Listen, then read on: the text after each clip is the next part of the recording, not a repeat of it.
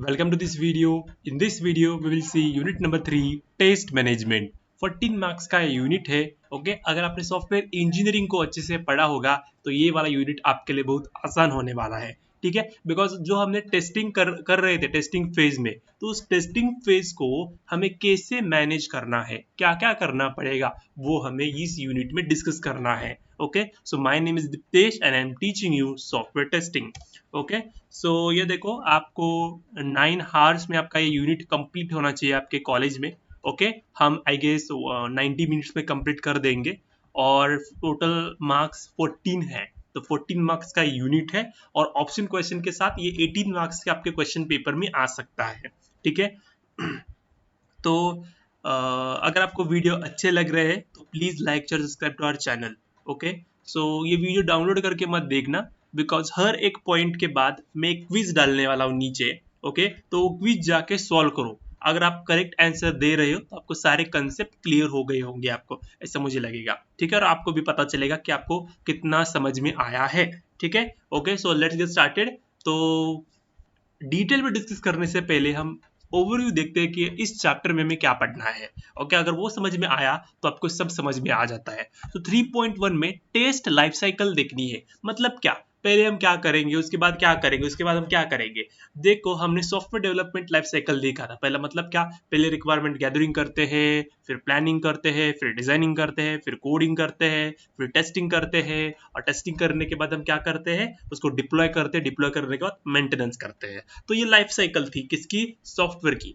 अब वैसा ही जो टेस्टिंग फेज है ना, टेस्टिंग फेज, तो टेस्टिंग फेज में हम टेस्ट कैसे करेंगे सॉफ्टवेयर को, उसकी भी एक लाइफ साइकिल होती है. और वो लाइफ साइकिल हमें यहाँ पर पढ़ना है 3.1 में. क्लियर हो गया. ओके, 3.2 पे देखो, test planning. Okay, test planning मतलब लाइफ साइकिल की एक फेज है टेस्ट प्लानिंग, उसको हमें डिस्कस करना है यहाँ पर. ठीक है, टेस्ट प्लानिंग मतलब प्लानिंग कैसे करोगे. ओके, और उसमें अंदर जो भी सारा कंसेप्ट है वो पढ़ेंगे. प्लान करने, कैसे टेस्ट को प्लान करोगे, वही preparing test plan. Test plan एक डॉक्यूमेंट होता है और वो डॉक्यूमेंट को आप कैसे प्रिपेयर करोगे वो यहाँ पर उन्होंने लिखा है. उसके बाद deciding the test approach. Multiple approaches होते हैं ओके टेस्टिंग करने के, उसमें से आप कौन सा अप्रोच चूज करोगे वो. Setting up criteria for testing, entry criteria, exit criteria. I guess हमने यूनिट नंबर 1 में पढ़ा होगा और वही हमें यहाँ पर डिस्कस करना है. आइडेंटिफाइंग रिस्पॉन्सिबिलिटीज मतलब क्या, कंपनी में बहुत सारे टेस्टर्स होते हैं, कौन सा टेस्टर क्या काम करेगा, कौन सा टेस्टर क्या काम करेगा, वो हमें यहाँ पर देखना है आइडेंटिफाइंग रिस्पॉन्सिबिलिटीज में. स्टाफिंग मतलब क्या, कितने रिक्वायरमेंट्स है, मतलब कितना बड़ा प्रोजेक्ट है, उन पर हम डिटरमाइन करते हैं कि कितने टेस्टर्स हम लगाएंगे, that is staffing. Okay, staffing मतलब कितने पीपल और कितने हमें एम्प्लॉयज लगेंगे उस सॉफ्टवेयर में या फिर टेस्ट करने के लिए, वो हम यहाँ पर डिस्कस करने वाले हैं. उसके बाद रिसोर्स रिक्वायरमेंट. तो रिसोर्स मतलब वही होता है आपके हार्डवेयर रिसोर्स क्या लगेंगे टेस्टिंग करने के लिए, कौन से टूल्स हमें लगेंगे.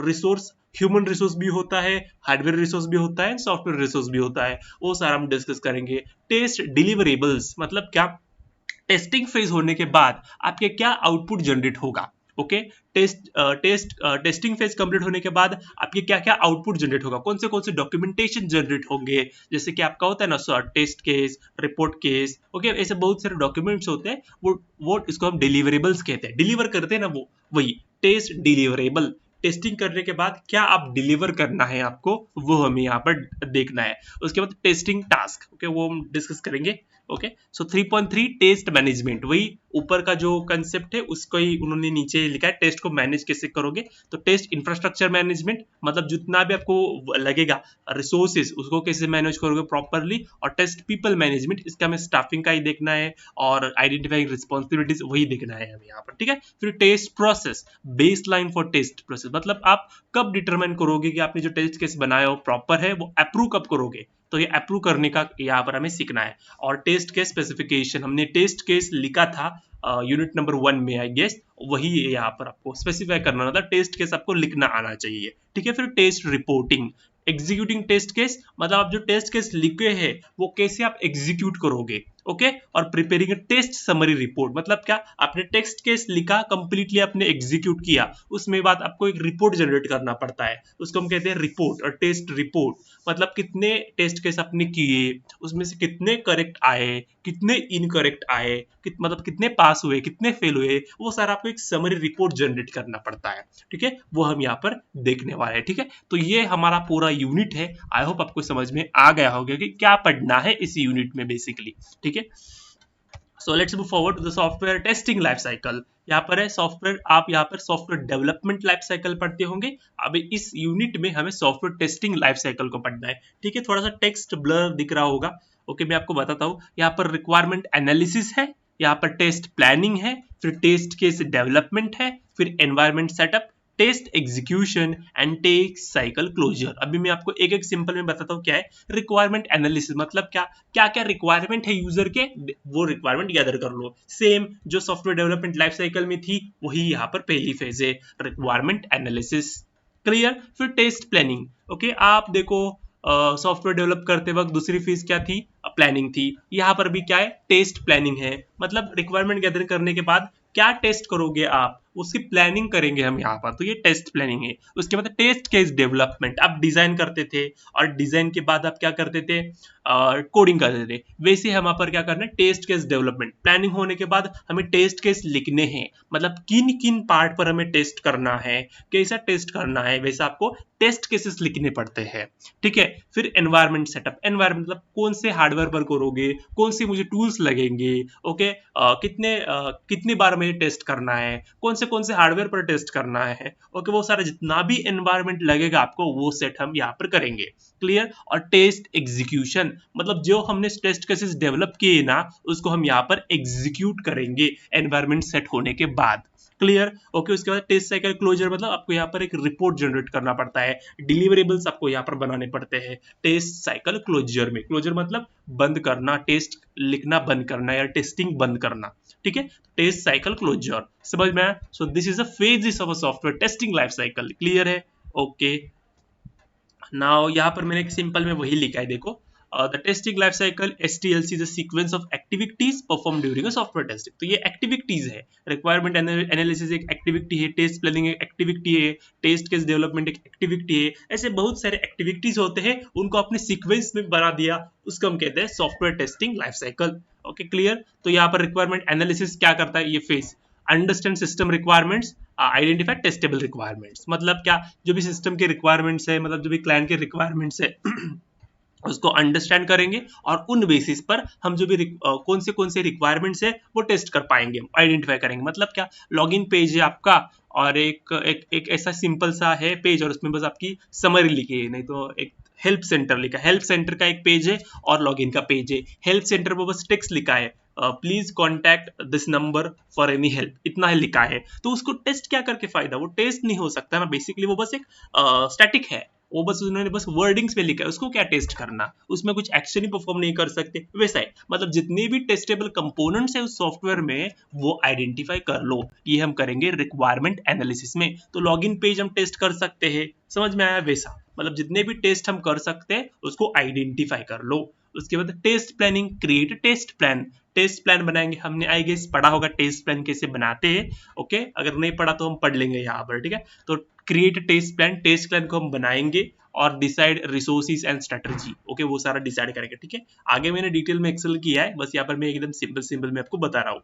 Okay, test case design, test case हम लिखेंगे और टेस्ट डेटा प्रिपेयर करेंगे। ओके, मतलब टेस्ट डेटा प्रिपेयर मतलब जो डेटा हमें इनपुट देना है, ओके, जब एग्जीक्यूट करते वक्त, ओके, एग्जीक्यूट करेंगे ना तब आपको डेटा देना पड़ता है। मतलब लॉगिन, यूजर नेम पासवर्ड हो तो यूजर नेम मतलब क्या, यूजर नेम जो भी होगा वो डेटा होगा, पासवर्ड डेटा होगा। ओके, वैसे डेटा हम प्रिपेयर करेंगे हमारे सिस्टम के लिए। क्लियर। उसके बाद टेस्ट एनवायरमेंट सेटअप, जितने भी हार्डवेयर है, जितने भी सॉफ्टवेयर है, टेस्टिंग करने के लिए वो सारा प्रिपेयर करेंगे। ओके, उसके बाद टेस्ट एग्जीक्यूशन है, मतलब रन करेंगे, रिजल्ट को रिकॉर्ड करेंगे। ठीक है, टेस्ट क्लोजर मतलब समरी रिपोर्ट जनरेट करेंगे और टेस्टिंग प्रोसेस को इवैल्यूएट करेंगे, कितना अच्छा हमने टेस्टिंग किया है। ठीक है, वो हमें यही यहाँ इन फेजेस बता रहे हैं। ठीक है, so let's move forward to the first phase, requirement. Okay, उससे पहले थ्योरी है, तो देखो, the software testing life cycle is a sequence of activities performed by the testing team to ensure that the software product meets the quality standard and works according to the requirement. हमारा main M क्या होता है software का?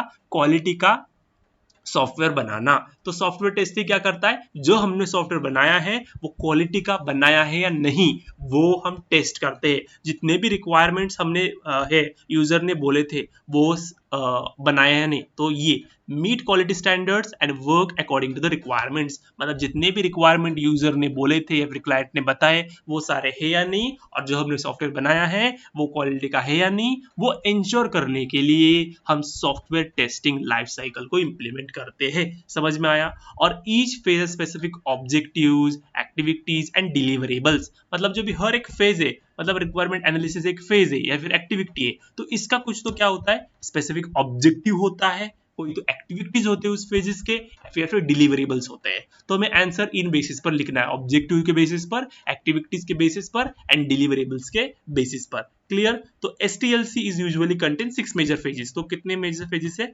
6 major phases है। Okay, तो let's discuss the first phase, that is requirement analysis. जब मैंने आपको बोला वही। Okay, in this phase testers study the software requirement specification. जो SRS हमने बनाया होता है ना रिक्वायरमेंट गैदरिंग करते वक्त, सॉफ्टवेयर डेवलपमेंट लाइफ साइकिल की पहली फेज है, उसमें डिलीवरेबल क्या है? SRS होता है।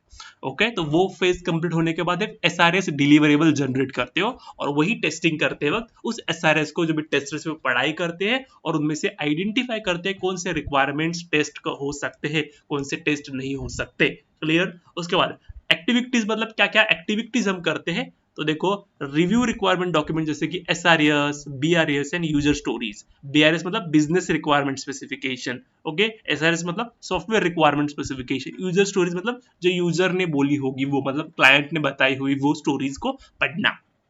ओके, वो काम करते हैं। उसके बाद आइडेंटिफाई टेस्टेबल रिक्वायरमेंट, मतलब कौन से रिक्वायरमेंट सॉफ्टवेयर में जो भी फंक्शंस होते हैं वो कौन से क्या क्या टेस्ट हो सकते हैं, वो उसको आइडेंटिफाई करना। Okay, identify test type needed, मतलब फंक्शनल करना है टेस्टिंग, परफॉर्मेंस टेस्टिंग करना है, सिक्योरिटी टेस्टिंग करना है, वो हम डिटरमाइन करते हैं यहाँ पर। उसके बाद clarify doubts with developers and stakeholders, जो भी डाउट्स हो गए टेस्टर के पास वो सारा हम क्लैरिफाई करेंगे इस फेज में। ओके, फिर प्रिपेयर रिक्वायरमेंट ट्रेसेबिलिटी मैट्रिक्स। तो RTM यहाँ पर प्रिपेयर करते हैं, मतलब क्या मतलब क्या होता है? जो भी जितने भी रिक्वायरमेंट्स हैं और जितने भी यूजर्स हैं उनको रिक्वायरमेंट्स हम मैप करते हैं, मैट्रिक्स मैप करते हैं। जितने भी यूजर्स के रिक्वायरमेंट है और जो टेस्ट करेंगे हम उनको हम क्या करेंगे? मैप करेंगे। ओके, सो एग्जांपल देखो, रिक्वायरमेंट है user should be able to log in using username and password. तो ये एक रिक्वायरमेंट है। तो टेस्ट आइडेंटिफाई, इसमें से हम आइडेंटिफाई करेंगे। रिक्वायरमेंट एनालिसिस कैसे करेंगे? Valid login test, invalid login test, NP field test. तो ये हम आइडेंटिफाई करेंगे, टेस्टर्स ये आइडेंटिफाई करेंगे। तो हमें ये 3 चीज इस रिक्वायरमेंट पर सेटिस्फाई करना है। मतलब क्या? वैलिड लॉगिन टेस्ट करेंगे, मतलब करेक्ट यूजर नेम देंगे, करेक्ट पासवर्ड देंगे। इनवैलिड लॉगिन टेस्ट मतलब क्या? यहाँ पर एक यूजर नेम इनकरेक्ट देंगे, पासवर्ड करेक्ट देंगे, या फिर यूजर नेम करेक्ट देंगे, पासवर्ड गलत देंगे। ओके, वो करें। एम्प्टी फील्ड टेस्ट मतलब यूजर नेम में कुछ नहीं डालेंगे, पासवर्ड भी एम्प्टी रखेंगे, बस सबमिट बटन पर क्लिक करेंगे, फिर लॉगिन बटन पर क्लिक करेंगे। तो हमें बिहेवियर चेक करना है। ऐसा एक एग्जाम्पल है रिक्वायरमेंट एनालिसिस का। तो ये हम आइडेंटिफाई करते हैं, एग्जीक्यूट नहीं करते, बस आइडेंटिफाई करते हैं रिक्वायरमेंट एनालिसिस फेज में। और डिलीवरेबल देखो क्या है? रिक्वायरमेंट ट्रेसेबिलिटी मैट्रिक्स जो डिलीवरेबल है, मतलब ये रिक्वायरमेंट एनालिसिस फेज कंप्लीट होने के बाद हम RTM जनरेट करते हैं। RTM मतलब क्या? रिक्वायरमेंट ट्रेसेबिलिटी मैट्रिक्स जनरेट करते हैं। क्लियर? उसके बाद लिस्ट ऑफ टेस्ट सिनेरियोज, जितने भी सिनेरियोज है वो हम लिस्ट करेंगे, और रिक्वायरमेंट क्लैरिफिकेशन डॉक्यूमेंट, मतलब क्या क्या रिक्वायरमेंट हमें लग सकते हैं उसका एक डॉक्यूमेंट जनरेट करेंगे ये फेज होने के बाद। क्लियर? बहुत डिटेल में मैं जा रहा हूँ। ओके, आई होप आपको समझ में आ रहा होगा। आप एक बार वीडियो देखो, अच्छे से देखो, लेकिन पूरा देखो। ओके, आपको सब समझ में आ जाएगा। Okay, now next is test planning. Okay, second phase is the test planning. हम प्लान करेंगे basically. Okay, the testing planning is the most important phase in the testing. एक इंपॉर्टेंट है, मोस्ट इंपॉर्टेंट है। Here the test manager defines the testing strategy and plan, मतलब हम कौन सी strategy use करेंगे, क्या प्लान फॉलो करेंगे, वो हमारा मैनेजर डिसाइड करता है यहाँ पर। ठीक है? ओके, तो एक्टिविटीज देखो हमें क्या करना है? Define the scope of a testing. Scope मतलब कहाँ तक करना है, कैसे करना है, ओके ओके क्यों करना है, ओके वो स्कोप हम डिटरमाइन करेंगे। सिलेक्ट टेस्टिंग टूल्स, मुझे क्या क्या टूल्स लगने वाले हैं टेस्टिंग करने के लिए, सेलेनियम लगेगा या फिर जे टूल लगेगा, ओके ऐसे अलग अलग टूल्स करेंगे। Estimate testing efforts and cost, कितना मुझे एफर्ट लगने वाला है इस टेस्टिंग करने के लिए, कितना मुझे खर्चा आने वाला है, कितना मुझे पैसा लगने वाला है, वो सारा एस्टिमेट करेंगे। यहाँ पर डिफाइन रोल्स एंड रिस्पॉन्सिबिलिटीज, मतलब क्या रोल्स एंड रिस्पॉन्सिबिलिटी, मतलब कौन सा ये टेस्टर क्या टेस्ट करेगा, कौन सा टेस्टर क्या टेस्ट करेगा, ओके कौन सा टेस्टर किस पर वर्क करेगा, ओके सारे के रोल सारे के रिस्पॉन्सिबिलिटीज हम सबको बांट देंगे, डिस्ट्रीब्यूट कर देंगे यहाँ पर। और प्रिपेयर टेस्ट शेड्यूल, मतलब कौन सा टेस्टर कब कब करेगा, ओके टेस्ट शेड्यूल मतलब आज इस ये पार्ट टेस्ट होके होना चाहिए, कल वो टेस्ट होना चाहिए, परसों वो टेस्ट होना चाहिए, ऐसे शेड्यूल हम बनाएंगे। ओके उसके बाद identify risk and mitigation plan, ठीक है ये RMM, ओके ये हमने डिस्कस किया था लास्ट सेमेस्टर में सॉफ्टवेयर इंजीनियरिंग में, रिस्क मिटिगेशन RMM प्लान होता है वो भी हमने यहाँ पर डिस्कस किया, तो ये आइडेंटिफाई करेंगे। क्लियर, तो कंसेप्ट ऑफ टेस्ट प्लान देखो मतलब क्या, sorry content of test plan है, मतलब टेस्ट प्लान के अंदर क्या क्या होना चाहिए, टेस्ट ऑब्जेक्टिव्स होने चाहिए, टेस्ट स्ट्रेटजी होना चाहिए, टेस्ट एनवायरनमेंट होना चाहिए, रिसोर्स रिक्वायर्ड होना चाहिए, entry and exit credit test schedule, I guess ये हमने डिस्कस किया है टेस्ट प्लान कैसे लिखते हैं। ओके उसके बाद डिलीवरेबल्स, मतलब ये फेज कंप्लीट होने के बाद आपको एक टेस्ट प्लान डॉक्यूमेंट जनरेट करना है, टेस्ट स्ट्रेटजी डॉक्यूमेंट जनरेट करना पड़ेगा, और कितना एफर्ट लगा कितना कॉस्ट लगा वो आपको मिल जाएगा ये एक फेज कंप्लीट होने के बाद। ठीक है, टेस्ट प्लान एक डॉक्यूमेंट है और इस डॉक्यूमेंट के अंदर ये सारी चीज होने चाहिए। ओके ये डॉक्यूमेंट, ओके और ये टेस्ट प्लान है और ये डॉक्यूमेंट है, आपको समझ में आ गया होगा मुझे क्या बोलना है। Okay so let's move forward to the third stage, that is test case design, मतलब टेस्ट केस डेवलपमेंट। तो हमने टेस्ट केसेस लिखे हैं यूनिट नंबर 1 में, कैसे लिखना है वो आपको पता होगा, तो वही हमें यहाँ पर डेवलप करना है। ठीक है, in this phase tester create test cases and test script based on the requirement. Test cases ये देखो, ये एक टेस्ट एग्जांपल हमने किया था, मतलब किया था ना, लॉगिन पेज का किया था, ऐसे रेलवे का किया था, ओके वो किया था। ओके वैसे हम टेस्ट केसेस बनाएंगे यहाँ पर। टेस्ट स्क्रिप्ट मतलब आपको ऑटोमेट टूल्स को स्क्रिप्ट्स देने पड़ते हैं, वो यहाँ हम जनरेट करेंगे। ओके एक्टिविटीज मतलब क्या क्या करेंगे इसमें, identify test scenarios, okay test case हम लिखेंगे, टेस्ट डेटा प्रिपेयर करेंगे, मतलब गलत यूजर नेम, तो यूजर नेम क्या गलत डालना है वो हमें डिसाइड करना पड़ता है। ओके वो सारा डेटा डिसाइड करेंगे। Review test cases with team, मतलब टीम के साथ टेस्ट केसेस को रिव्यू करेंगे, और जो भी हमारा RTM था ओके वो हमें यहाँ पर अपडेट कर सकते करना है। तो ठीक है, डिलीवरेबल्स मतलब क्या क्या क्या देंगे, ये फेज कंप्लीट होने के बाद आपको क्या मिलेगा, टेस्ट केसेस मिलेंगे, टेस्ट स्क्रिप्ट मिलेंगे, टेस्ट डाटा मिलेगा और अपडेटेड RTM मिलेगा।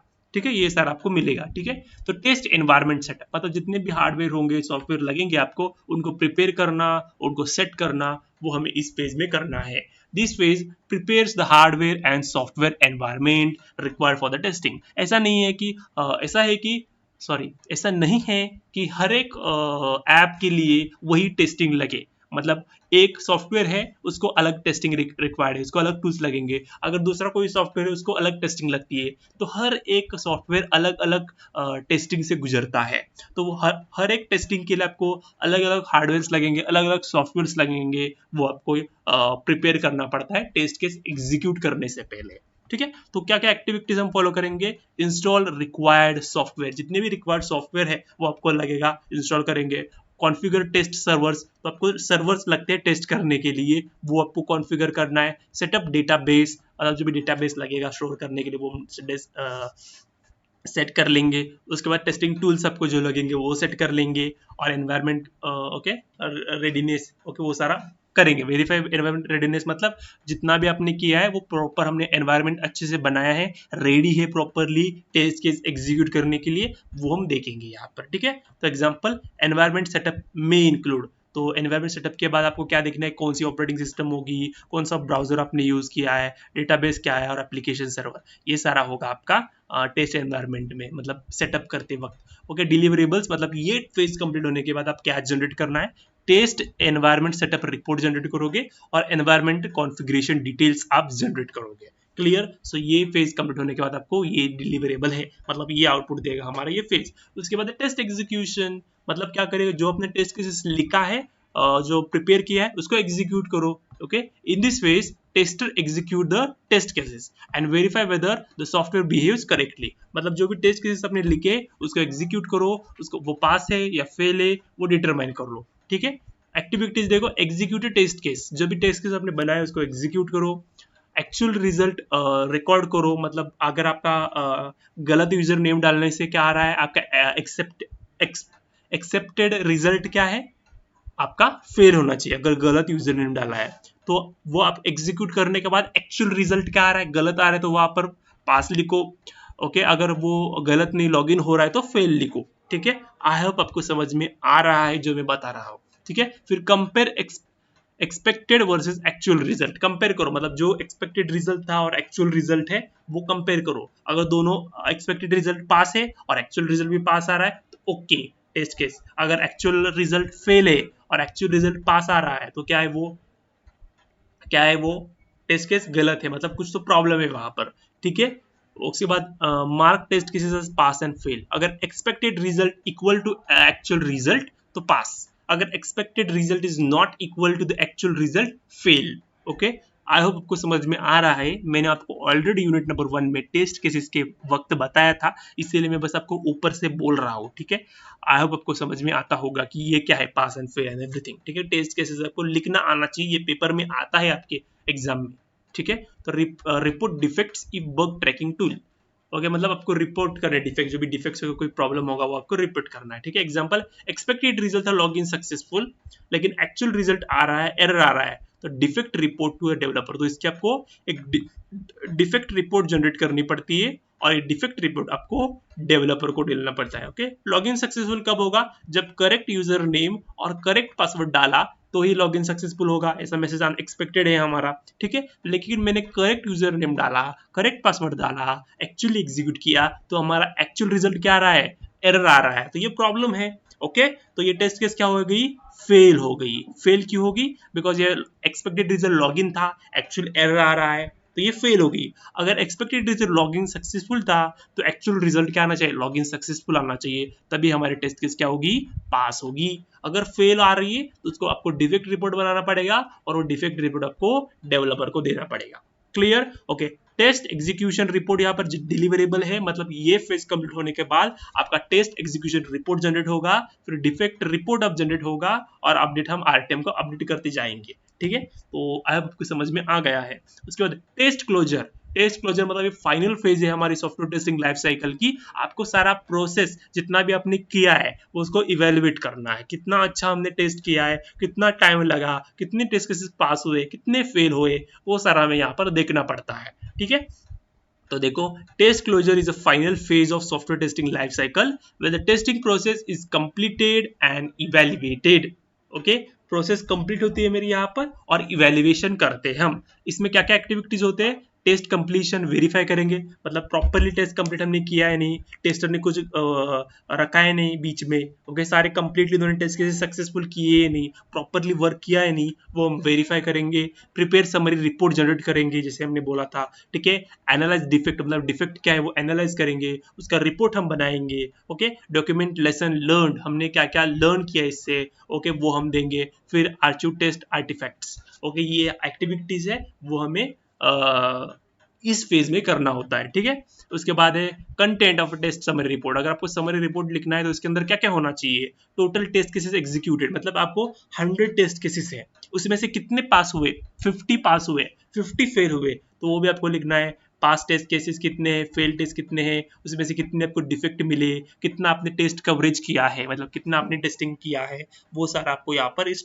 टेस्ट समरी रिपोर्ट में लिखना पड़ता है. और इसका डिलीवरेबल क्या है, टेस्ट समरी रिपोर्ट, मतलब ये रिपोर्ट हम प्रोड्यूस करेंगे या फिर जनरेट करेंगे ये फेज कंप्लीट होने के बाद. टेस्ट क्लोजर रिपोर्ट आप जनरेट करोगे एंड लेसन लर्न डॉक्यूमेंट भी आप जनरेट करोगे.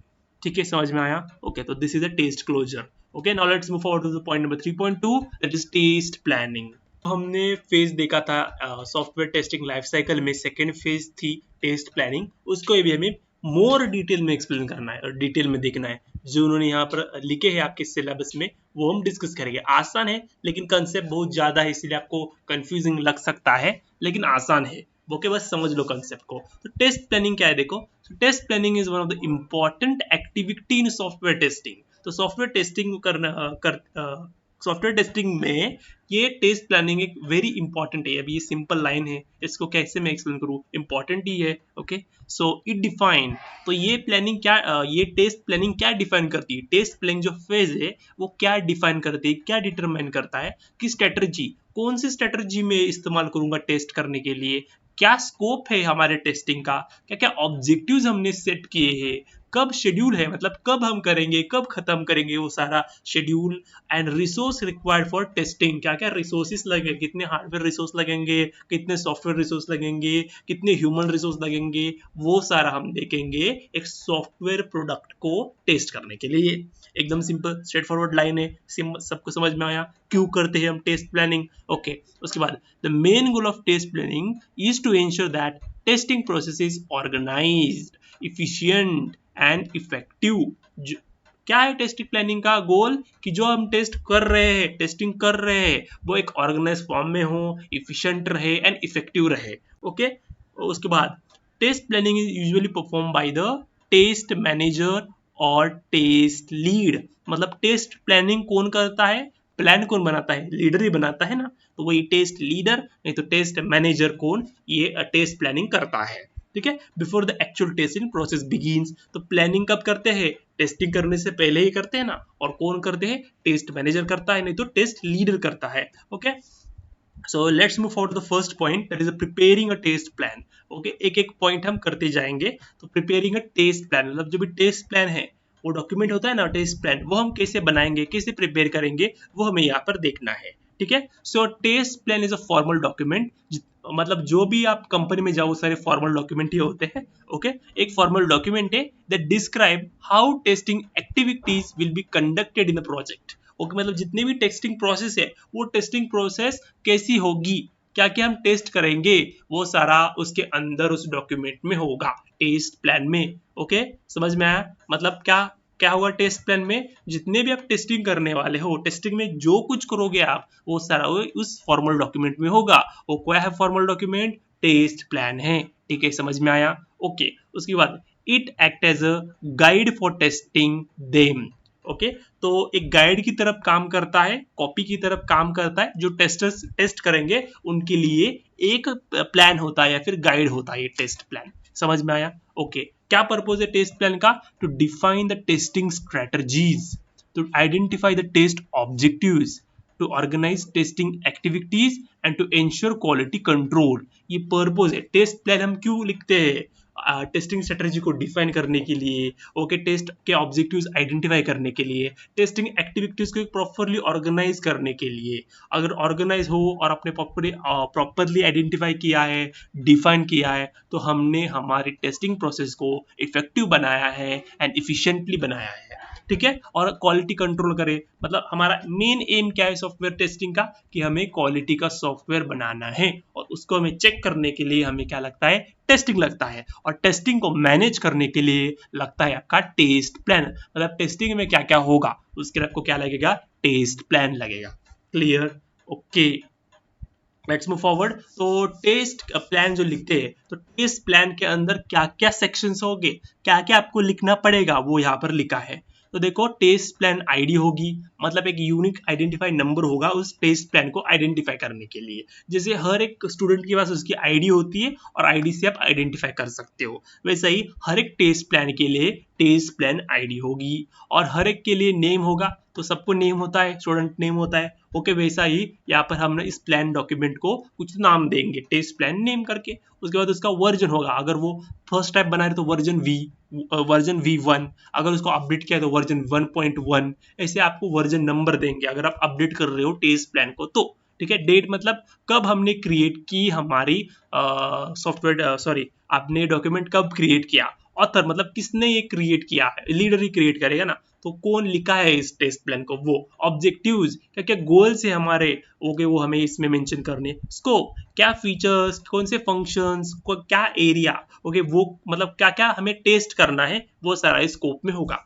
टेस्ट स्ट्रेटजी, मतलब कौन सी टेक्निक हम यूज करेंगे, कौन से टाइप ऑफ टेस्टिंग हम लगाएंगे हमारे टेस्टिंग प्रोसेस में, यूनिट टेस्टिंग, इंटीग्रेशन टेस्टिंग, वो सारा ओके बहुत सारा डिस्कस किया था यूनिट नंबर 2 में। तो उसमें से कौन सी स्ट्रेटजी हम फॉलो करने वाले हैं वो हमें यहाँ पर लिखना है। टेस्ट क्राइटेरियाज मतलब कब हम स्टार्ट करेंगे, कब खत्म करेंगे, वो सारा हमें यहाँ पर लिखना है। टेस्ट डिलीवरेबल्स मतलब क्या डॉक्यूमेंटेशन मिलेंगे हमें ये हमारे टेस्टिंग प्रोसेस कंप्लीट होने के बाद, वो आपको लिखना है। टेस्टिंग शेड्यूल कब हम टेस्टिंग स्टार्ट करेंगे, कब खत्म होनी चाहिए, उसका शेड्यूल आपका मेंटेन होगा। फिर रिसोर्स रिक्वायरमेंट, क्या आपको हार्डवेयर लगेंगे, क्या सॉफ्टवेयर लगेंगे, ओके वो सारा आपका मेंशन होगा। फिर रिस्क एनालिसिस, अभी रिस्क एनालिसिस मतलब क्या, आगे जाके मुझे क्या प्रॉब्लम आ सकता है, क्या रिस्क आएंगे, वो पहले ही उसको एनालिसिस करो। ओके ये भी हमने सॉफ्टवेयर इंजीनियरिंग में पढ़ा था, RMM में। ओके तो आपको पता होगा रिस्क एनालिसिस क्या होता है। ओके उसके बाद एजम्पशंस, अगर क्या आपने एजम्पशंस किए होते हैं वो आपको यहाँ पर लिखना पड़ता है। ठीक है आप करते हो ना, let x is equal to 10, y is equal to 20, okay वो एज्यूम करते हो, वैसा ही आपको यहाँ पर अज्यूम जो किया है आपने वो यहाँ पर मेंशन करना पड़ता है, ताकि वो अजम्पशन जो आपने बनाया है वो जो भी सारे टेस्टर्स है उनको समझ में आए। डिपेंडेंसीज मतलब आपका जो सॉफ्टवेयर है वो सॉफ्टवेयर दूसरे सॉफ्टवेयर का मदद से बनाया है, मतलब कोई एक्सटर्नल सिस्टम आपसे आपने यूज की है। ओके मतलब देखो अभी एग्जांपल में आपका कौन सा बताओ, आपके ऐप में गूगल मैप का इंटीग्रेट करना है, तो वो मैप का आपने गूगल से लिया है, तो दैट इज डिपेंडेंसीज। उसके बाद अप्रूवल मतलब क्या, अगर आपने प्रॉपर डॉक्यूमेंटेशन बनाया है दैट इज अप्रूवल। तो अगर आपने प्रॉपर बनाया है तो आपका जो भी स्टेक होल्डर होगा या फिर आपका जो भी मैनेजर होगा वो अप्रूव करेगा आपके टेस्ट प्लान को जो भी होगा आपका। ठीक है so this is a process, okay you have to write this documentation और उसके अंदर ये सारा कंटेंट होना चाहिए।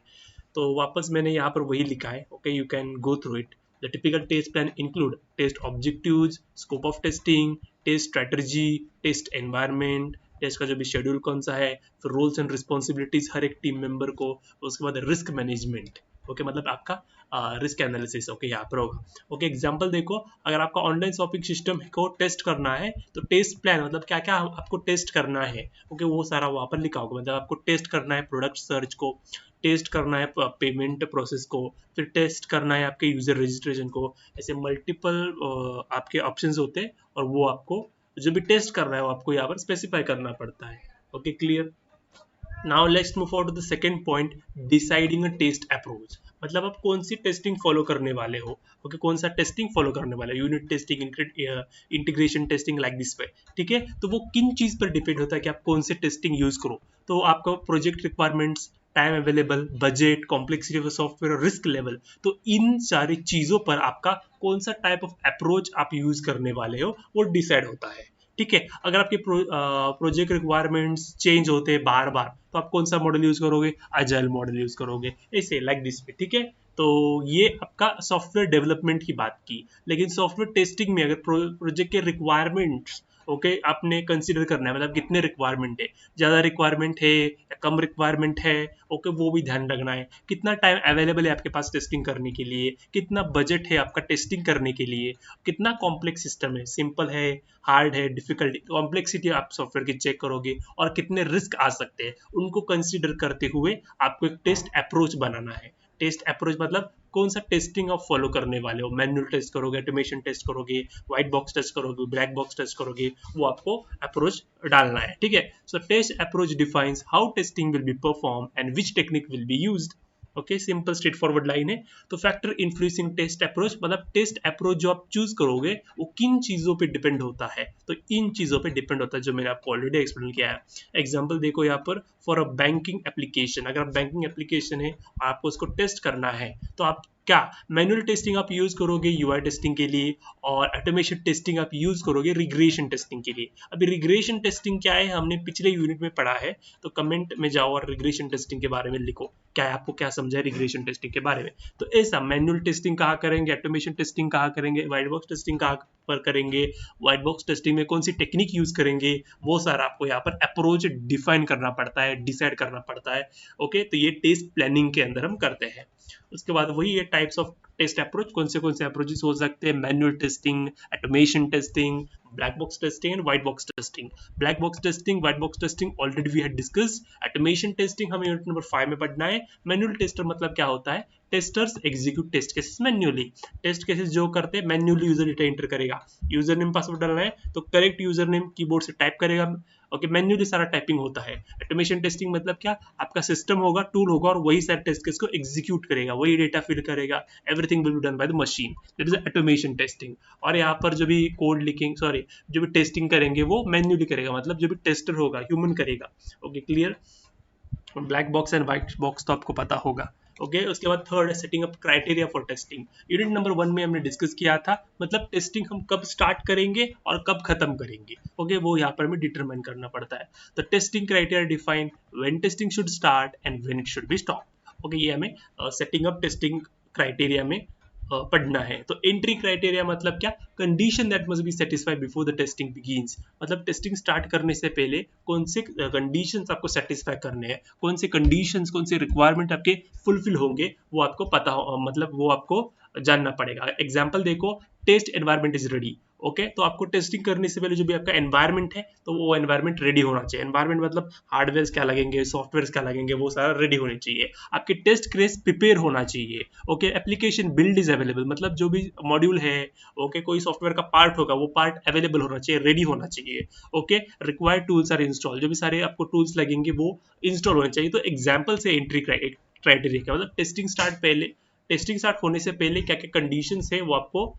सेटिस्फाई करना पड़ेगा। ठीक है उसके बाद एग्जिट क्राइटेरिया मतलब क्या, टेस्टिंग कब हमारी खत्म होगी। Okay condition that must be satisfied before testing and, testing खत्म होने से पहले क्या कंडीशन सेटिस्फाई होनी चाहिए वो आपको यहाँ पर लिखना है। ठीक है all test cases are execute, मतलब जितने भी टेस्ट केसेस आपने लिखे हैं वो सारे एग्जीक्यूट होने चाहिए। All critical defects are fixed, मतलब जो भी डिफेक्ट्स है वो सारे फिक्स होने चाहिए। Okay test coverage reaches the required, test coverage मतलब कितने आपने टेस्ट किए, अगर 100 ऑफ फीचर्स है उसमें से कितने आपने कवर किए वो भी होना चाहिए। ठीक है तो जितना कवरेज उन्होंने लिखा है, अगर टेस्ट प्लान में 80% ऑफ कवरेज लिखा हुआ तो 80% ऑफ कवरेज आपको कवर करना है। ठीक है ऐसा। ओके तो प्रॉपरली हमें कंप्लीट टेस्ट कवरेज करना पड़ता है। Okay so this are the exit criteria, आपको समझ में आ गया होगा। यूनिट नंबर 1 में ऑलरेडी हमने डिस्कस किया है लेकिन फिर भी मैंने यहाँ पर आपको लिखा है। ओके इंपॉर्टेंस देखो, testing criteria help insure that testing begins and and at right time,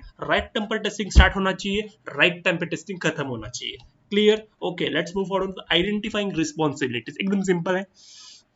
identifying responsibilities मतलब क्या, बहुत सारे पीपल्स होते हैं, बहुत सारे एम्प्लॉयज होते हैं, तो हर एक एम्प्लॉय का कुछ तो काम होगा और वो काम हमें डिटरमाइन करना है, आइडेंटिफाई करना है। ओके मैं कुछ तो मेरा पास एक सॉफ्टवेयर है तो मैं एक काम करूंगा, ओके मेरा फ्रेंड एक दूसरा काम करेगा, ऐसे बहुत सारे रिस्पॉन्सिबिलिटीज होते हैं। तो हर एक एम्प्लॉय को एक रिस्पॉन्सिबिलिटी मिलती है और वो हमें यहाँ पर आइडेंटिफाई करना है basically. Clear. This defines who will perform specific testing activities in the project, मतलब कौन क्या काम करेगा टेस्टिंग में वो हमें डिटरमाइन करना है। कॉमन रोल्स इन टेस्टिंग, क्या क्या रोल्स है टेस्टिंग में, टेस्ट मैनेजर होता है। टेस्ट मैनेजर क्या करता है, plans and manages the testing process, पूरा मैनेज करना प्लान करना है किसका काम होता है, टेस्ट मैनेजर का काम होता है। टेस्ट लीड क्या होता है, कोऑर्डिनेट टेस्टिंग एक्टिविटीज, जो भी टेस्टिंग की एक्टिविटीज होती है उसको कंट्रोल करना, उसको कोऑर्डिनेट करना टेस्ट लीडर का काम होता है। टेस्ट इंजीनियर मतलब क्या, design and execute the test cases, test cases को बनाना एग्जीक्यूट करना ये टेस्ट इंजीनियर का काम होता है। और ऑटोमेशन इंजीनियर मतलब डेवलप्स ऑटोमेटेड टेस्ट स्क्रिप्ट, मतलब जो भी कोड लगेगा ऑटोमेशन टेस्टिंग के लिए वो डेवलप करना किसका काम होता है, ऑटोमेशन इंजीनियर का होता है। क्लियर। तो ये सारे रोल्स है, रिस्पॉन्सिबिलिटीज, आपको हर एक एम्प्लॉय को कुछ तो रिस्पॉन्सिबिलिटी देनी पड़ेगी। ठीक है ये पॉइंट हम स्टार्टिंग में डिटेल में डिस्कस करने वाले, don't worry. Okay so importance देखो, prevent confusion among the team leader, अगर आप बहुत सारे एम्प्लॉयज है ओके तो क्या कौन सा एम्प्लॉय क्या करेगा। ओके एक ही सॉरी मल्टीपल एम्प्लॉय एक ही टास्क पर एक ही मॉड्यूल पर काम करके कुछ फायदा नहीं होगा, राइट। तो आपको एक प्रॉपर कंफ्यूजन प्रिवेंट करने के लिए हम ये आइडेंटिफाइंग रिस्पॉन्सिबिलिटीज करते हैं टेस्ट प्लानिंग के अंदर। उसके बाद improve coordination and accountability, okay coordinator अच्छा बनता है, अकाउंटेबिलिटी मतलब रिस्पॉन्सिबल। ओके वो एक पर्सन उसको रिस्पॉन्सिबल होगा प्रॉपरली। एग्जाम्पल देखो, टेस्ट लीड में assign log in module testing to a tester and payment module testing to the another tester, okay test lead एक एम्प्लॉय को एक लॉगिन मॉड्यूल देगा, दूसरे के लिए पेमेंट का मॉड्यूल देगा, तीसरे के लिए कोई तो अलग वो देगा। ओके हर एक टेस्टर के लिए अलग अलग मॉड्यूल होता है, या फिर ओके समझ में आ गया होगा। Okay okay, let's move forward to staffing मतलब क्या? Staffing refer to selecting and assigning a testing team members required of the project। तो एक प्रोजेक्ट है, उस प्रोजेक्टर में आपको टेस्टिंग करना पड़ेगा ना, तो टेस्टिंग करने के लिए हमें टेस्ट टीम डिफाइन करनी पड़ेगी, टेस्ट टीम बनानी पड़ेगी, तो वही सिलेक्ट करना, वही असाइन करना हम करेंगे स्टाफिंग के अंदर। ठीक है, मतलब कितने पीपल हमें लगेंगे। ओके ओके तो वो हमें सिलेक्ट करने पड़ेंगे, तो किसको भी लेके फायदा नहीं। ओके जिसको आता है वही लेंगे। ओके समझ में आया। तो कितने सिलेक्टिंग करेंगे, सॉरी कितने पीपल हम सिलेक्ट करेंगे, कितने असाइन करेंगे, ओके वो स्टाफिंग के अंदर आता है। उसके बाद फैक्टर्स कंसीडरिंग इन स्टाफिंग, मतलब हम कितने पीपल लेंगे, कितने किसको क्या असाइन करेंगे, वो डिपेंड अपॉन द फैक्टर्स। कौन से फैक्टर से? Size of a project. अगर साइज ऑफ प्रोजेक्ट ज्यादा है तो नंबर ऑफ पीपल ज्यादा होंगे हमारे टेस्टिंग टीम में। टेस्टिंग कॉम्प्लेक्सिटी अगर कॉम्प्लेक्स है तो भी ज्यादा होंगे। ओके रिक्वायर्ड स्किल्स, तो हर एक टेस्टर के पास रिक्वायर्ड स्किल होना चाहिए, किसको भी लेके फायदा नहीं होना चाहिए। और अवेलेबल बजट, अगर ज्यादा पेपर हम ले रहे हैं तो उनको इतना बजट होना चाहिए। ठीक है, एग्जाम्पल देखो टीम स्ट्रक्चर का, एक टेस्ट मैनेजर होता है, एक टेस्ट लीड होता है, 3 to 5 टेस्ट इंजीनियर होते हैं और एक ऑटोमेशन टेस्टर होता है। Okay this is an average team structure. तो it's can very depend upon the size of a project. अगर साइज ऑफ प्रोजेक्ट बड़ा होता है तो यहाँ पर पीपल बढ़ जाएंगे। ठीक है समझ में आया। So proper staffing ensure that testing work is completed on time and with high quality. तो स्टाफिंग ओके, अगर आपके पास बहुत बड़ा सॉफ्टवेयर है, बहुत बड़ा प्रोजेक्ट है और आपने 10-12 पीपल ले लिए, तो आप कितना भी उसको टाइम दे दो, कितना भी उसको डेडलाइन दो, वो काम ही नहीं होगा कंप्लीट। बिकॉज प्रोजेक्ट इतना बड़ा और पीपल 10-12, क्या फायदा नहीं। तो काम बड़ा तो पीपल भी ज्यादा होने चाहिए, राइट। अगर प्रॉपर ऐसा स्टाफिंग हुआ हो तो प्रॉपर बजट में काम होगा हमारा, प्रॉपर टाइम में काम होगा और क्वालिटी का भी हो जाएगा। Clear. So this is the staffing. Okay let's move forward the resource requirements. Okay बहुत सारे रिसोर्सेज लगते हैं टेस्टिंग करने के लिए। मैंने आपको बोला था हार्डवेयर रिसोर्स लगते हैं, सॉफ्टवेयर रिसोर्स लगते हैं, ओके और टेस्ट डेटा भी लगता है, I guess. Okay test data भी लगता है।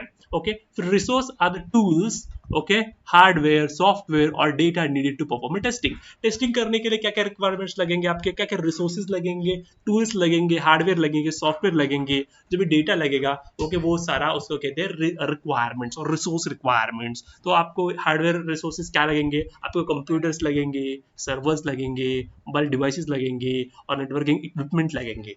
ओके वो मतलब जो भी लगेंगे वो आपको आइडेंटिफाई करना है बस। ठीक है, कहाँ आइडेंटिफाई करना है, आपके टेस्ट प्लानिंग में आइडेंटिफाई करना है। उसके बाद सॉफ्टवेयर रिसोर्सेस क्या क्या लगेंगे, ऑपरेटिंग सिस्टम लगेगा, डेटाबेस लगेगा, टेस्टिंग टूल्स लगेगा। तो कौन से टेस्टिंग टूल्स होते हैं, सेलेनियम होता है, जेयूनिट होता है, लोडरन होता है। So this are the testing tools के एग्जांपल्स है। क्लियर। उसके बाद टेस्ट डेटा लगेगा, मतलब इनपुट डेटा क्या देना है, यूजर्स के अकाउंट लगेंगे, ट्रांजैक्शन डेटा, ये सारा डेटा आपको लगेगा। तो ये मतलब आपको आइडेंटिफाई करना है कि क्या आपको रिसोर्स लगने वाले, क्या आपको हार्डवेयर लगेगा, क्या आपको सॉफ्टवेयर लगेगा। ये सारा आपको रिसोर्स रिक्वायरमेंट के अंदर आपको कहाँ पर करना है, प्लानिंग के टेस्ट प्लानिंग में करना होता है। ठीक है ओके। उसके बाद टेस्ट डिलीवरेबल्स, आपकी टेस्टिंग खत्म होने के बाद, टेस्ट प्लान खत्म होने के बाद आपको क्या क्या जनरेट होगा, क्या क्या जनरेट होगा, क्या क्या आउटपुट देंगे, वो यहाँ पर लिखा है। So test deliverables are documents और output produce during the testing process. Okay testing process में ही होता है ये सारा, लेकिन टेस्टिंग खत्म होने के बाद ये सारे डिलीवरेबल्स होते हैं। डिलीवरेबल मतलब देना, डिलीवर करना। ओके सो क्या क्या होता है, टेस्ट प्लान होता है, टेस्ट केसेस होते हैं, टेस्ट स्क्रिप्ट होते हैं, डिफेक्ट रिपोर्ट होता है, टेस्ट एग्जीक्यूशन रिपोर्ट होता है, टेस्ट समरी रिपोर्ट होता है। तो आई होप आपको ये समझ में आ गया होगा। मैंने अब तक की वीडियो में इन सारे डॉक्यूमेंट का बात किया था पॉइंट नंबर 3.1 में। ठीक है, तो इंपॉर्टेंस देखो, क्या डिलीवरेबल्स इंपॉर्टेंट है, क्यों डिलीवरेबल्स इंपॉर्टेंट है। Test deliverable help in tracking testing progress, मतलब कितना प्रोग्रेस हुआ है उसको ट्रैक करने के लिए आपके सारे डॉक्यूमेंट्स लगते हैं। डॉक्यूमेंटिंग टेस्टिंग रिजल्ट, मतलब जो भी रिजल्ट है उसको डॉक्यूमेंटेशन करना, और वो डॉक्यूमेंटेशन अगर कोई टीम में से चला गया और न्यू टेस्टर आया तो टेस्टर पहले डॉक्यूमेंट रीड करेगा तो वो समझ जाएगा उसको कि पहले के टेस्टर ने क्या काम किया है। Okay like this way. Improving communication among the team members, तो डॉक्यूमेंटेशन की वजह से टीम मेंबर के बीच में कम्युनिकेशन होता है प्रॉपरली, वैसा ये बोल रहा है। ठीक है, टेस्ट डिलीवरेबल्स के अंदर इंपॉर्टेंस ऑफ टेस्ट डिलीवरेबल्स। उसके बाद टेस्टिंग टास्क, मतलब टेस्टिंग करने के लिए आपको क्या क्या करना है। टेस्टिंग टास्क मतलब क्या आप करोगे, कैसे टास्क करोगे। ओके वो है मतलब टेस्टिंग कैसे करोगे, ओके उसका वर्क फ्लो यहाँ पर दिया है। देखो, testing task are activities performed by the testing team during the testing process. ठीक है, तो टेस्टिंग टास्क का क्या है, एक्टिविटीज जो टीम फॉलो करती है, टेस्टिंग टीम फॉलो करती है, परफॉर्म करती है ड्यूरिंग द टेस्टिंग प्रोसेस। तो कॉमन टेस्टिंग टास्क का क्या है, टेस्टिंग करते वक्त आप रिक्वायरमेंट को एनालाइज करते हो, टेस्ट प्लान को प्रिपेयर करते हो, टेस्ट केसेस को लिखते हो, टेस्ट डेटा को प्रिपेयर करते हो, टेस्ट केस को एग्जीक्यूट करते हो, रिपोर्ट डिफेक्ट करते हो, जो भी प्रॉब्लम आए वो डिफेक्ट करते हो, ओके रीटेस्ट फिक्स डिफॉल्ट, जो भी डिफेक्ट्स आपने रिपोर्ट किया है वो डेवलपर उसको फिक्स करेगा, फिक्स करने का तो उसको वापस टेस्टिंग को देगा, तो वापस उसको आप रीटेस्ट करोगे जो भी आपने डिफेक्ट बोले थे उसको, ओके उसके बाद prepare test report, at the end आपको एक टेस्ट रिपोर्ट अच्छा बनाना है। क्लियर, ओके समझ में आया। एग्जाम्पल वर्कफ्लो देखो, write test cases for log in feature, log in feature के लिए टेस्ट केस लिखो, एग्जीक्यूट टेस्ट केसेस जो आपने लिखा है उसको एग्जीक्यूट करो, अगर बग है तो बग को आइडेंटिफाई करो, उस बग के लिए आपको रिपोर्ट लिखना पड़ेगा और वो आपको डेवलपर को देना पड़ेगा, डेवलपर उसको फिक्स करेगा, अगर फिक्स करने के बाद उसको वापस वेरीफाई कर लो, ओके यही आपका वर्क फ्लो है। ओके सो समरी मैंने यहाँ पर लिखा है प्रॉपर, जितना भी टेस्ट प्लानिंग के अंदर करना है वो यहाँ पर मैंने लिखा है एकदम एक एक लाइन में, एक एक सेंटेंस में, ठीक है, you can follow it. Okay मतलब जो भी आपने यहाँ देखा प्रिपेयरिंग अ टेस्ट प्लान, मतलब देखो यहाँ से जो भी आपने यहाँ देखा ये सारा हम क्या करते हैं, टेस्ट प्लानिंग के अंदर ये सारी चीज हम परफॉर्म करते हैं, तो टेस्ट प्लानिंग के अंदर ये सारा चीज हम करते हैं। क्लियर, समझ में आया? Okay okay now let's move forward to the next point, point number 3.3, that is test management. Test management, test management मतलब क्या, वही करना है जो भी अपने टेस्टिंग प्रोसेस है उस टेस्टिंग प्रोसेस को प्लान करो, ऑर्गेनाइज करो, कंट्रोल करो, मॉनिटर करो अच्छे से। ओके जो भी एक्टिविटीज है टेस्टिंग में, टेस्टिंग लाइफ साइकिल में, उसको मैनेज करो प्रॉपरली। ओके उसको प्लान करना है, ऑर्गेनाइज करना है, वही टेस्ट मैनेजमेंट होता है। सिंपल सी डेफिनेशन है देखो यहाँ पर, test management is a process of planning, organizing, controlling, and monitoring testing activities to ensure that software testing process is carried out effectively and efficiently. Okay ये इंपॉर्टेंट है, मतलब क्या जो भी काम कर रहे हो टेस्टिंग में उसको प्लान कर लो, ऑर्गेनाइज कर लो, कंट्रोल कर लो, मॉनिटर कर लो, वही तो मैनेजमेंट होता है। अगर कोई आपको इवेंट करना है आपके कॉलेज में, तो कॉलेज का इवेंट आप प्लान करते हो, अच्छे से ऑर्गेनाइज करते हो, आपको कंट्रोल करते हो अगर आप हेड हो तो, और मॉनिटर करते हो, वही है टेस्ट मैनेजमेंट और वही होता है इवेंट मैनेजमेंट। समझ में आया? वही लिंक कर लो, आपको समझ में आ जाएगा प्रॉपरली। ठीक है, तो टेस्ट मैनेजमेंट, मैनेजमेंट आप कैसे करते हो, आप टाइम में होना चाहिए फंक्शन, बजट के अंदर होना चाहिए और अच्छे से अच्छा इवेंट होना चाहिए हमारा। वैसा ही टेस्ट मैनेजमेंट क्यों करते हैं हम, बिकॉज जो भी टेस्टिंग है वो टाइम में कंप्लीट हो, बजट में कंप्लीट हो, और बजट में कंप्लीट हो और क्वालिटी के स्टैंडर्ड्स है, मतलब क्वालिटी इंश्योर करें हम सॉफ्टवेयर की। ओके वो हमें यहाँ पर इंश्योर करना है। ठीक है, समझ में आया? Okay so test management mainly focus on, test management किस पर फोकस करता है, test infrastructure management and test people management. Okay ये हो गया है, लेकिन वापस हम यहाँ पर पढ़ेंगे। टेस्ट इंफ्रास्ट्रक्चर मैनेजमेंट मतलब इंफ्रास्ट्रक्चर, मतलब आपको क्या रिसोर्सेज लगेंगे वही है यहाँ पर, और टेस्ट पीपल मतलब स्टाफिंग के कंसेप्ट है। ओके वही है। Okay let's get started with the first, test infrastructure management.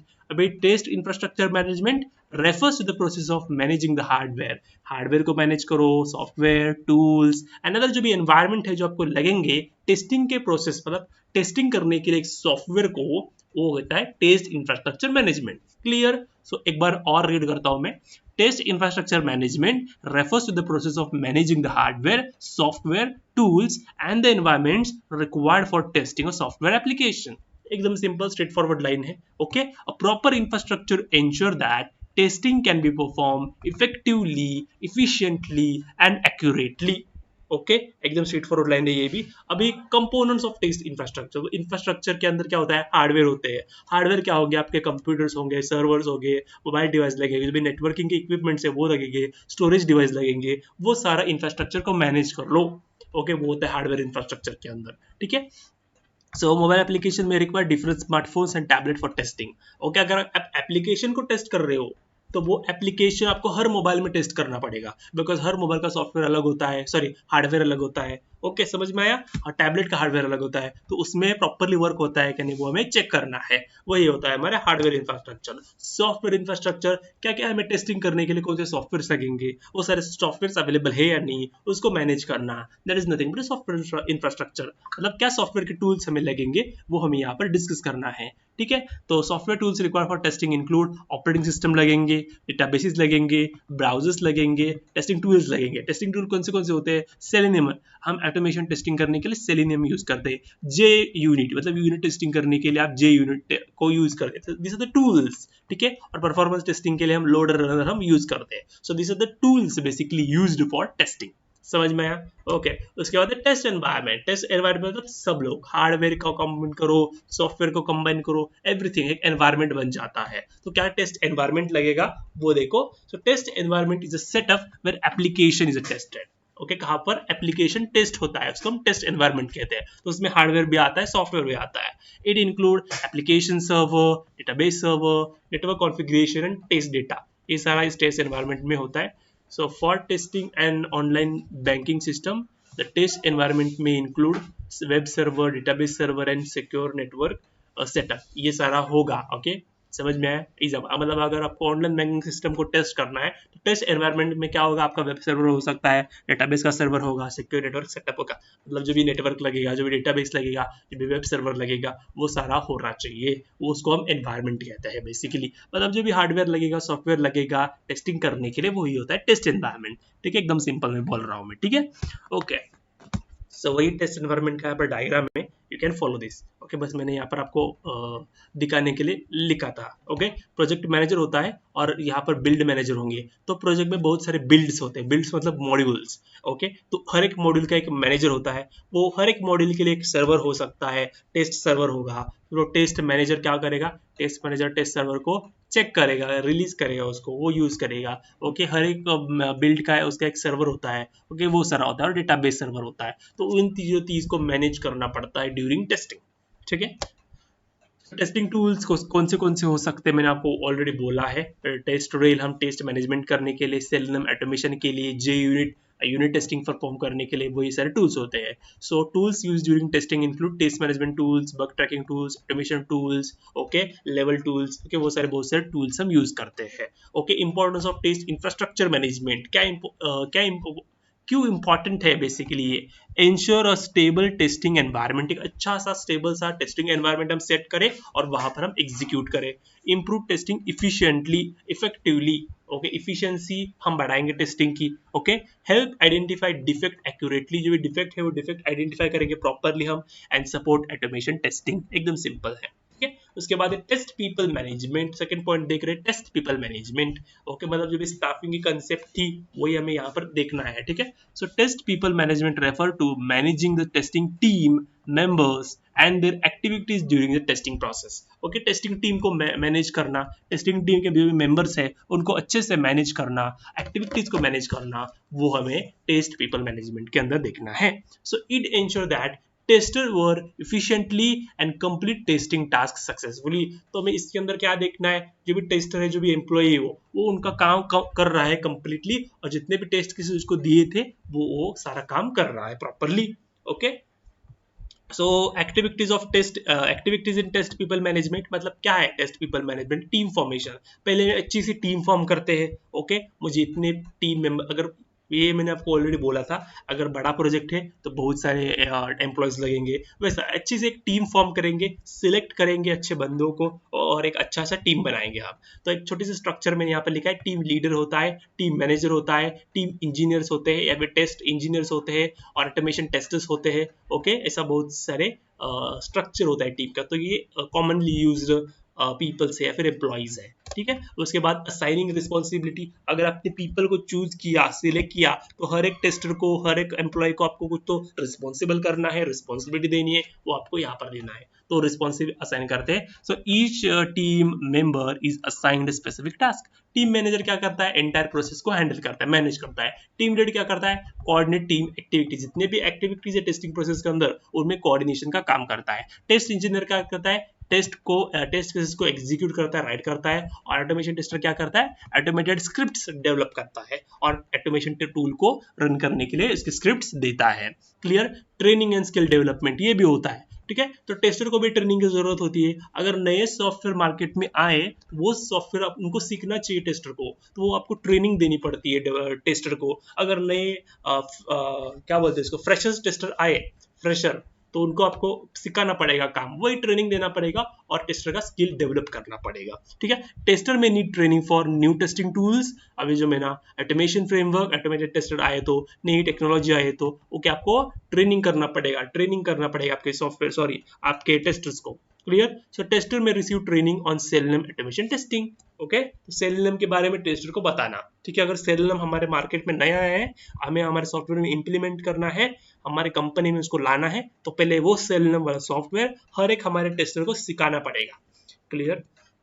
उसके बाद परफॉर्मेंस मॉनिटरिंग, मतलब हर एक आपके टेस्टर को, हर एक आपके एम्प्लॉय को परफॉर्मेंस मॉनिटर करो कि वो कितना काम कर रहा है, ओके, उसको क्या डिफेक्ट ला रहा है, डिफेक्ट फाइंड कर रहा है, वो टेस्ट केस को रिव्यू कर रहा है, उसको सारा आपको उसका परफॉर्मेंस चेक करना है, उसको मॉनिटर करना है बेसिकली, ठीक है। कम्युनिकेशन एंड कोऑर्डिनेट करना है आपके tester, developer, project manager, stakeholder, इनके बीच में एक अच्छा सा इफेक्टिव कम्युनिकेशन होना चाहिए, तभी हमारा सॉफ्टवेयर बन जाएगा properly. Okay, this ensure that issues are resolved quickly and testing progress is smooth। Okay, मतलब कम्युनिकेशन अच्छा हुआ तो इश्यू जल्दी जल्दी सॉल्व होंगे और टेस्टिंग प्रोसेस अच्छे से स्मूथली चल जाएगी। Okay, clear. ओके, उसके बाद importance of test people management.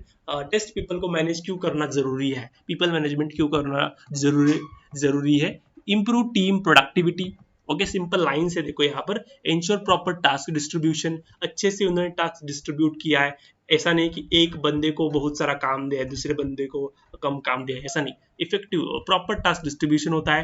Team collaborate enhance करते हैं, मतलब 4-5 बंदे एक टास्क पर काम कर सकते हैं, अगर वो बड़ा है, कॉम्प्लिकेटेड है, रिस्क है उसमें। Okay, so help delivers high quality software, अच्छा सा क्वालिटी का सॉफ्टवेयर डिलीवर करने के लिए ये काम करता है, ठीक है। तो यहाँ पर समरी दिखिए टेस्ट मैनेजमेंट की, you can watch it out, so you can read it out. Okay, समझ में आया। Let's move forward to the next point. It is 3.4 test processes. Test process मतलब अभी यहाँ पर क्या करना है, देखो अभी। So test process refers to a systematic set of activities performed to ensure that software is tested properly and meet the required quality standards। मतलब जो भी एक्टिविटीज है वो आपको प्रॉपर करना है, बस उसको प्रोसेस है, मतलब टेस्टिंग करने के लिए जो प्रोसेस है वही इसको हम क्या कहते हैं, टेस्ट प्रोसेस कहते हैं। जो भी एक्टिविटीज हो वो एक्टिविटीज हम प्रॉपरली करें और उसकी वजह से हमारा जो भी क्वालिटी है वो क्वालिटी अचीव हो। ओके, वो टेस्ट प्रोसेस से होता है। समझ में आया। मैं एक बार और रीड करता हूं आपके लिए।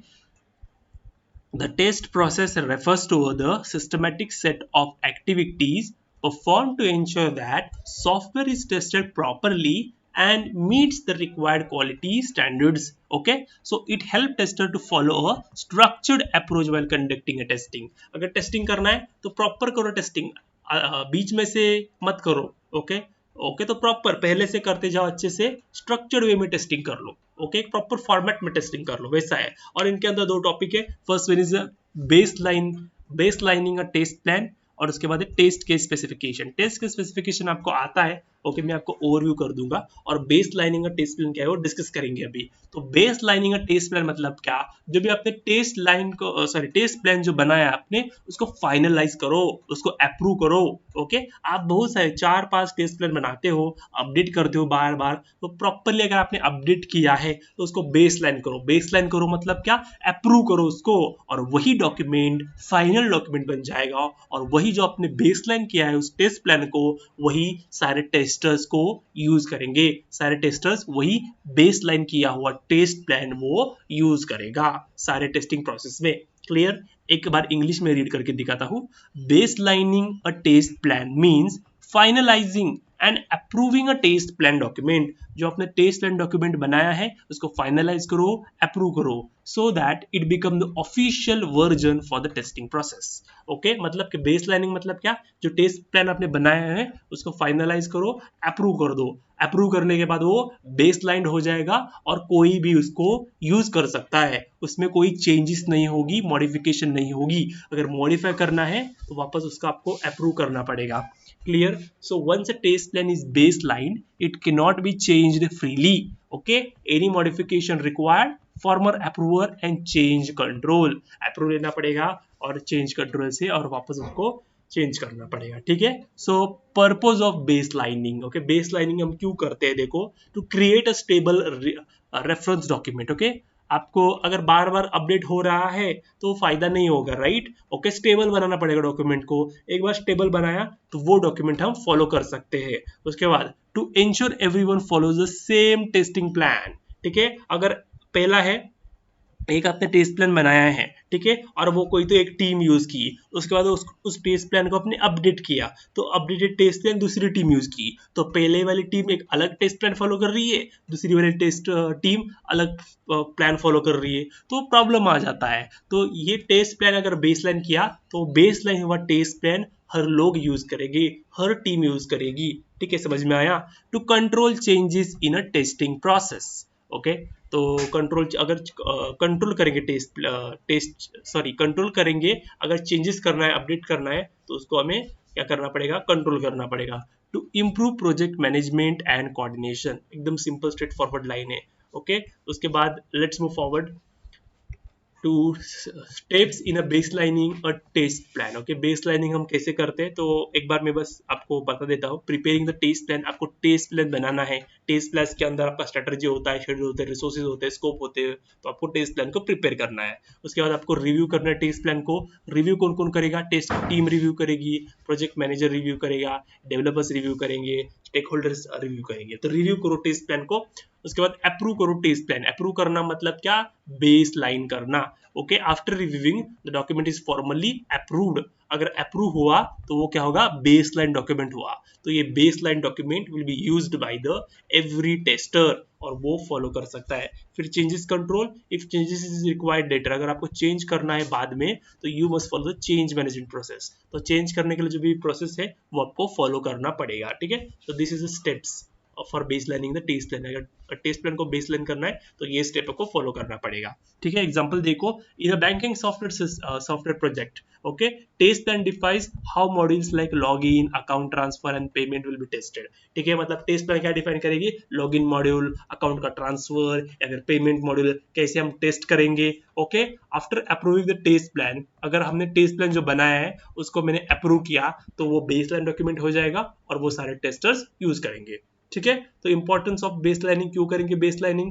डॉक्यूमेंटेशन कंसिस्टेंसी, अननेसेसरी चेंजेस को प्रिवेंट करेगा, प्रोजेक्ट को स्टेबल करेंगे हम, एंड टेस्टिंग को कोऑर्डिनेट करेंगे. ओके, ये ऑलरेडी मैंने डिस्कस किया था यहाँ पर पर्पस में, वही लिख सकते हो आप. ओके, उसके बाद टेस्ट के स्पेसिफिकेशन.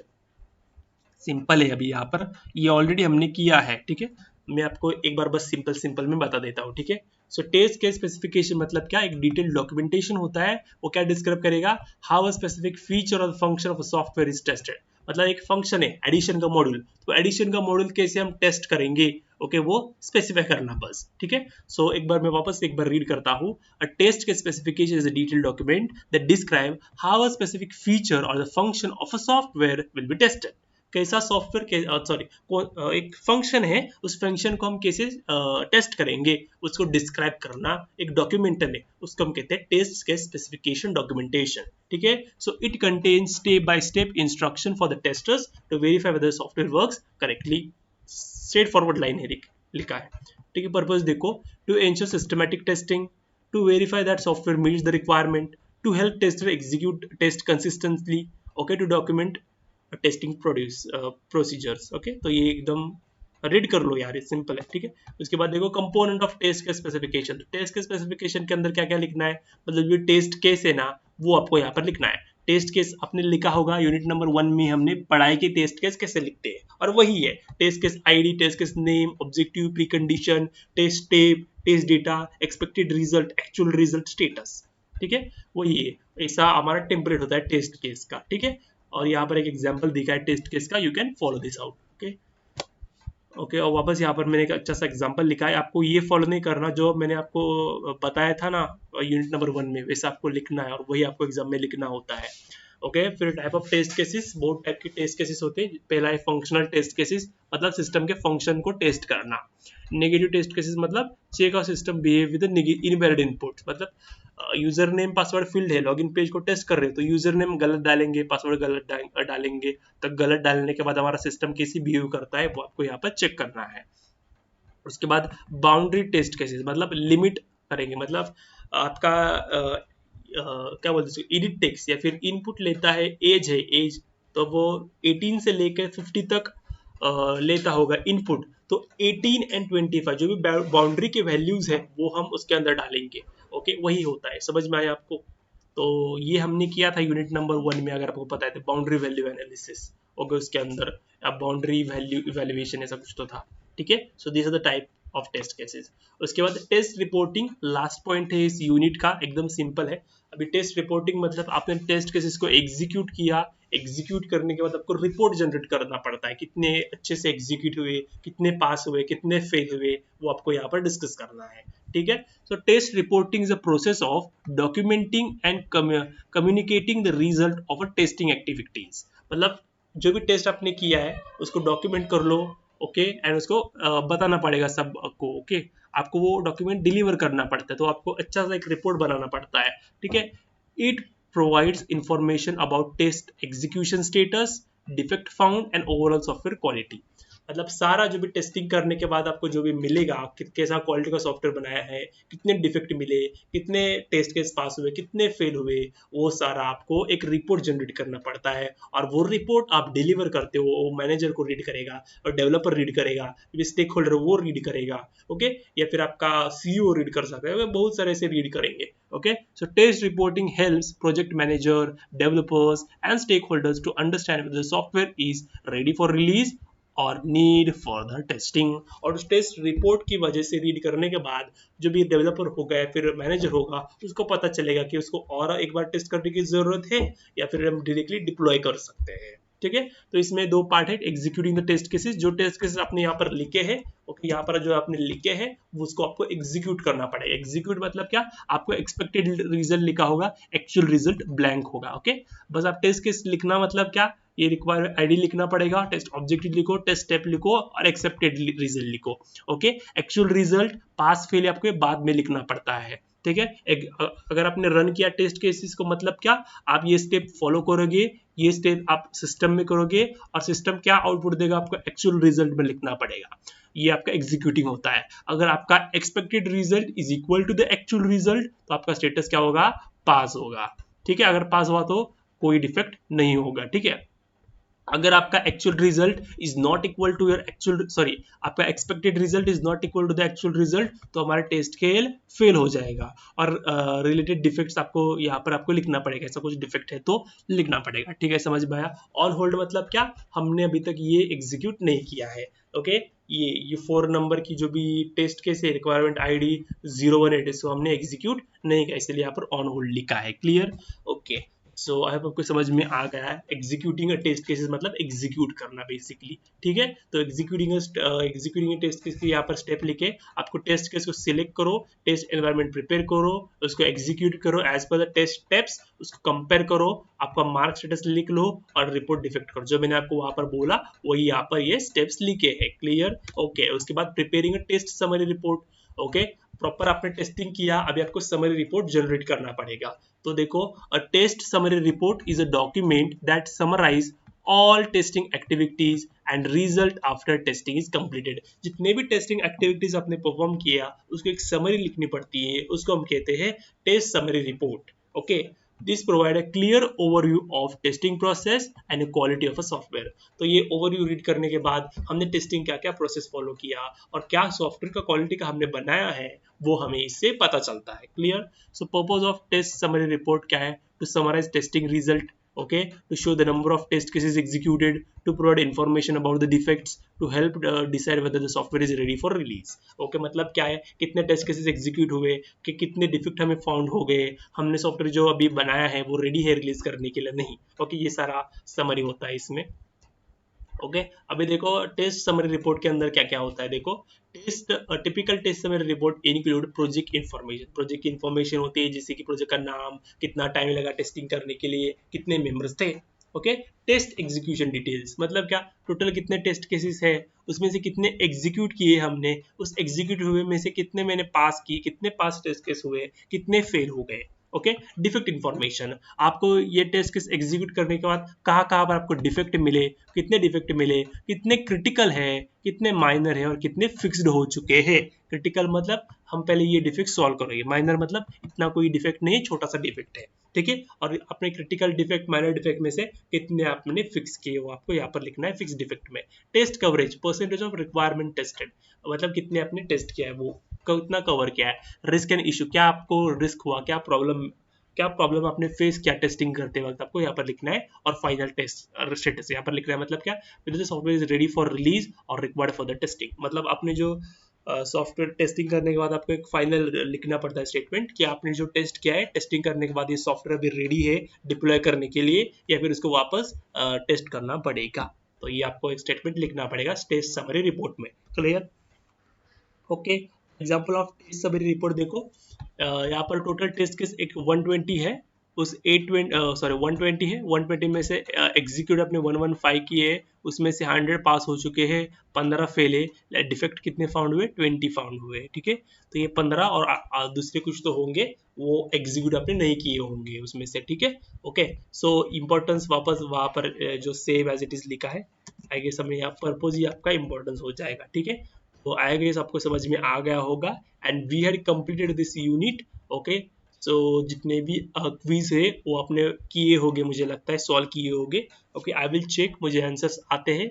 सो अगर वीडियो अच्छा है तो please like share subscribe to our channel. Okay, write your answers in own word, join our WhatsApp group में, वहाँ पर पीपीटी एंड नोट्स शेयर करता रहता हूँ। Okay, so I will meet in next video guys, till then thank you, bye bye.